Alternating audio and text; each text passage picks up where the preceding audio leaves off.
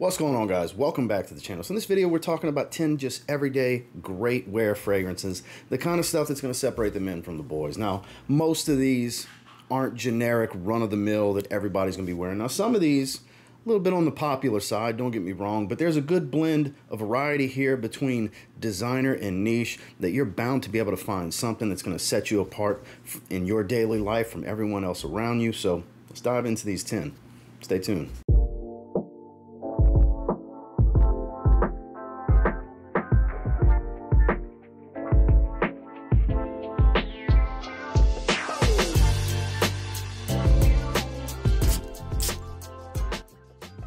Let's set the tone right with this first one. Not everybody's into iris. This is a much more approachable, easy to wear, everyday type of iris. This is Givenchy Gentleman Eau de Toilette Intense. So with this one, it got a little bit of a spicy iris. It does have a little bit of that waxy, powdery smell that you'll find in most designer level irises, but it's not overdone. It doesn't have too much of a makeup bag type of smell. I honestly don't find it leans feminine at all. If anything, the spices, the woods, the deeper elements to this fragrance really grounded. Of course, there's a soapy, clean freshness, a nice aromatic tone to it, but it's the spices, the woods, and that musky feel that really give it that masculine edge because it's not too dominant in any one particular note.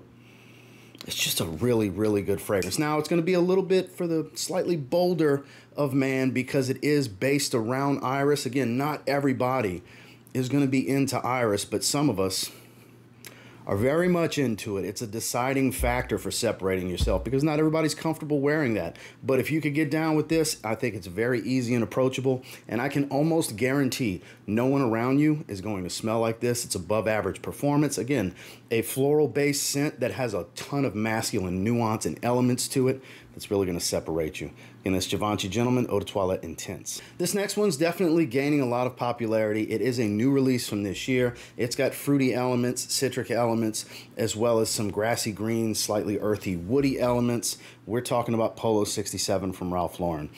Admittedly, at first, I was like, it's okay. It's nothing special. But the more you spend time with it, the more you wear it, the more you'll appreciate it. At least that's been my experience. This is a slightly above average performer, kind of in that 6 to 8 hour range in longevity. Again, it's got fruity elements like pineapple that don't tie it to anything like an Aventus, for example, because in this community, when people hear pineapple, that's the first thing that comes to mind. Understandably so.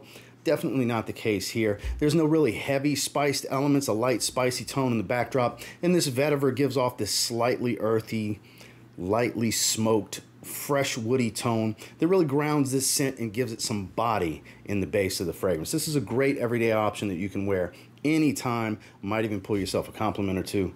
It's Ralph Lauren's Polo 67. One of the best everyday masculine wears money can buy. Popular in the fragrance community. How is it in the masses? I don't know, but I can tell you what, there's not too many that's more well-rounded and versatile and well-constructed with decent quality for the money than Narciso Rodriguez Bleu Noir Eau de Parfum. For him, this is so good. You have spicy elements, woody elements, fresher things, aromatics, musks. You have a little bit of everything here. Nice and clean, professional, a bit dapper, but not so serious that you can't rock it with a t-shirt. Literally, I'm rocking camo here, an Under Armour camo workout shirt and a Bass Pro hat. Can totally work. It doesn't smell like the fragrance is being, underutilized with the wrong attire. It literally goes with everything. You can wear this fragrance in every situation. It will excel in every season, every setting, every attire and wardrobe that you want to pair it with. It's a beautiful fragrance, and you can get 50 mLs like this in that $50, $60 range, 100 mLs in the $70 to $80 range from discounters online. It's not really all that expensive. It's on the affordable side of things, and not everybody's going to be wearing it around you. Sure, if you're in the online community, it'll seem like everybody's wearing all this one particular fragrance, but we're a smaller community than people realize. In the grand scheme of things, the masses are a bit different from what we are here in the online community. So you'd be surprised. You could get this and you might never smell it on another human being ever. Ergo, it's definitely going to set you apart from everyone else wearing Bleu de Chanel. It's Narciso Rodriguez Bleu Noir Eau de Parfum. A timeless classic, a modern yet timeless classic in my opinion, is Yves Saint Laurent's L'homme. That really set us down a path of where men's designer fragrances have gone. It spawned a ton of flankers, it spawned a flanker that got so popular that it's got its own flanker line. Well, this is in many ways the definitive version of the original's profile. We're talking about YSL L'homme Le Parfum. So what's different about this? The blue is not just a clever color for the bottle. It's very much blue in essence, with the versatility, the mass appeal, the ease of wear.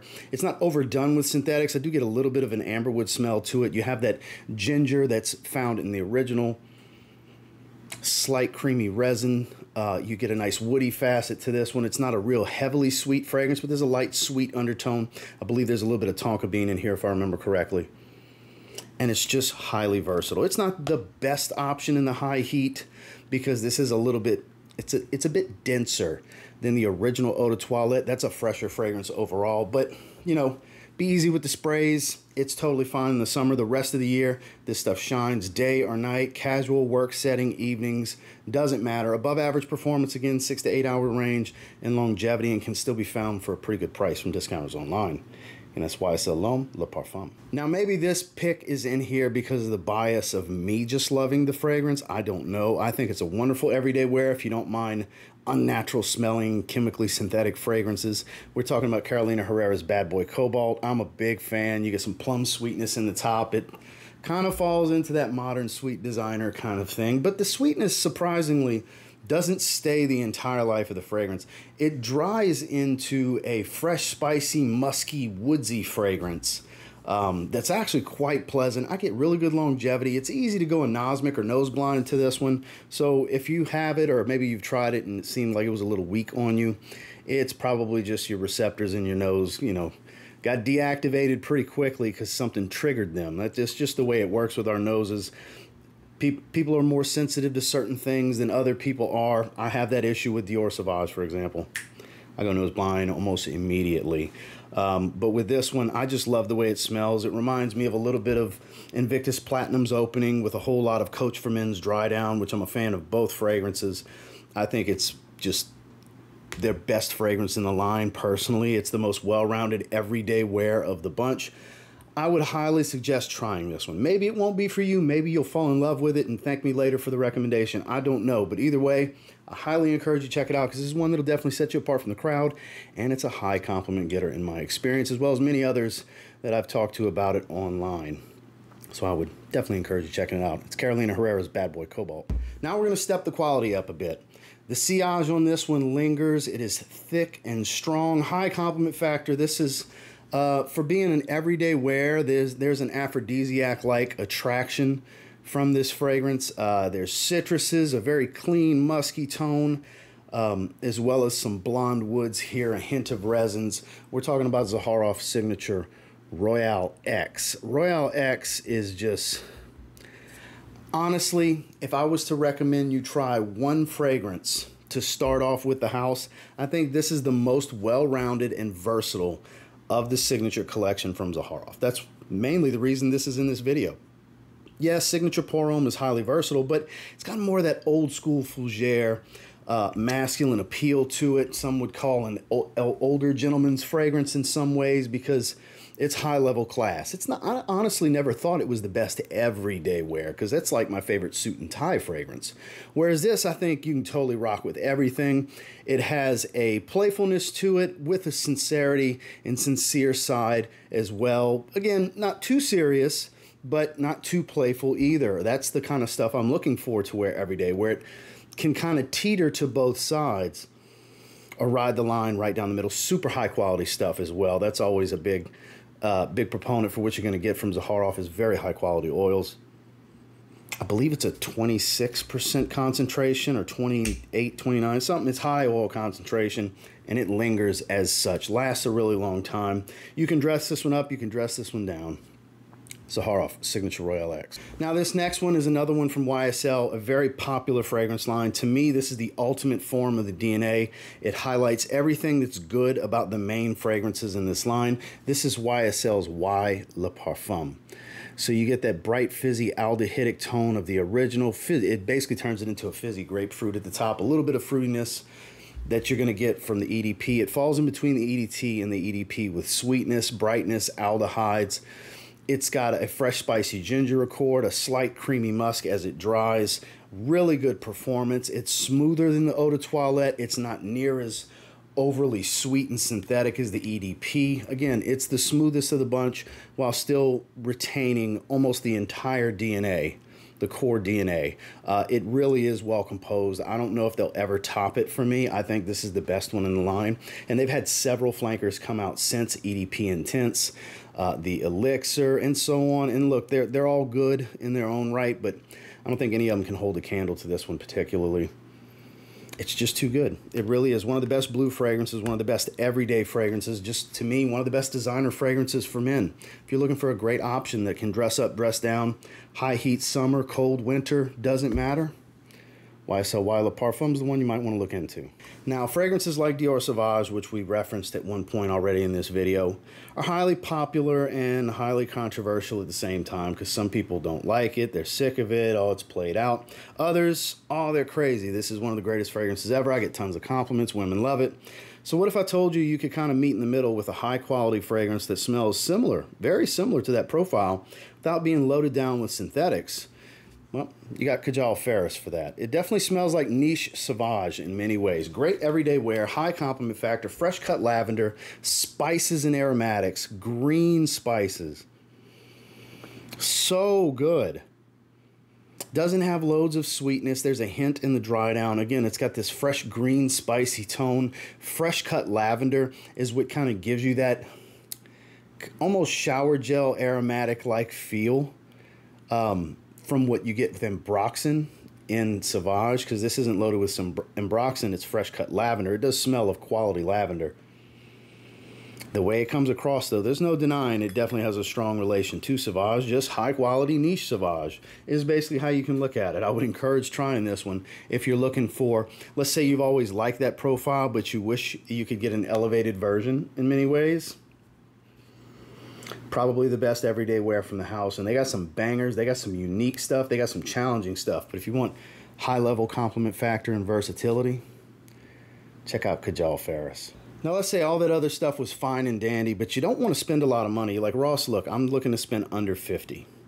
What can I get that's going to give me some good performance, be pretty well-rounded, not smell exactly like everything else, but also have some familiarity where it's not a, something crazy where people might think I stink? Okay.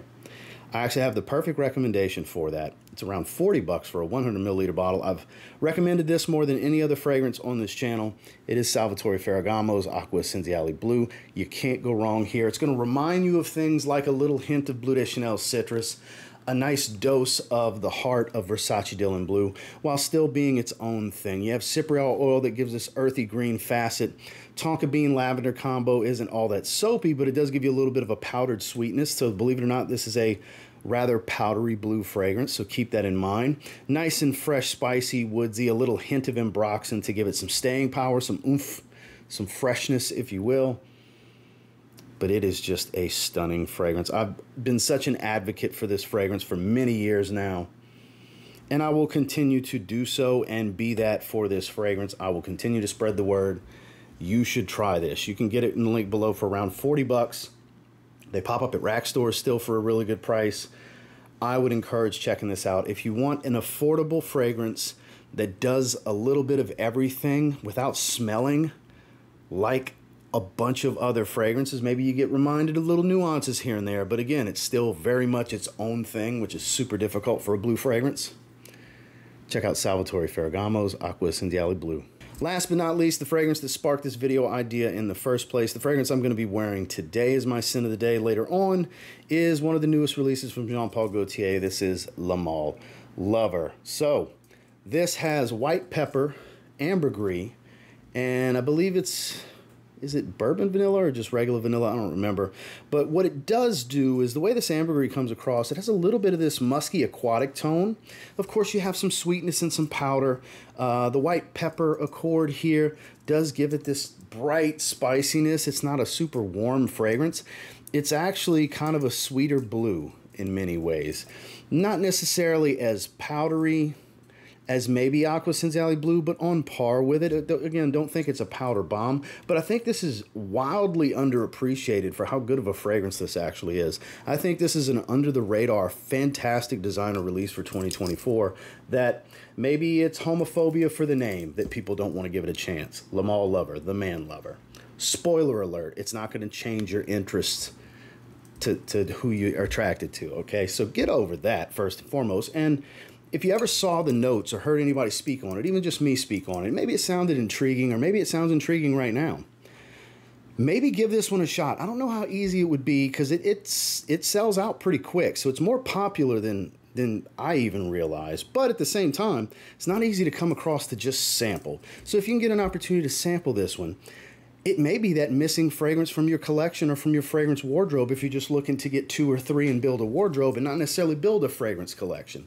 This is a really good fragrance for that. Performance on this one is well above average, 8+ hours in my experience, and it doesn't smell exactly like any one particular fragrance. I can't put it next to a fragrance and smell. You smell a lot like this. So if you're looking to separate yourself from the crowd and separate the men from the boys, as I'm sure I think I'm going to have in the title, give this one a shot.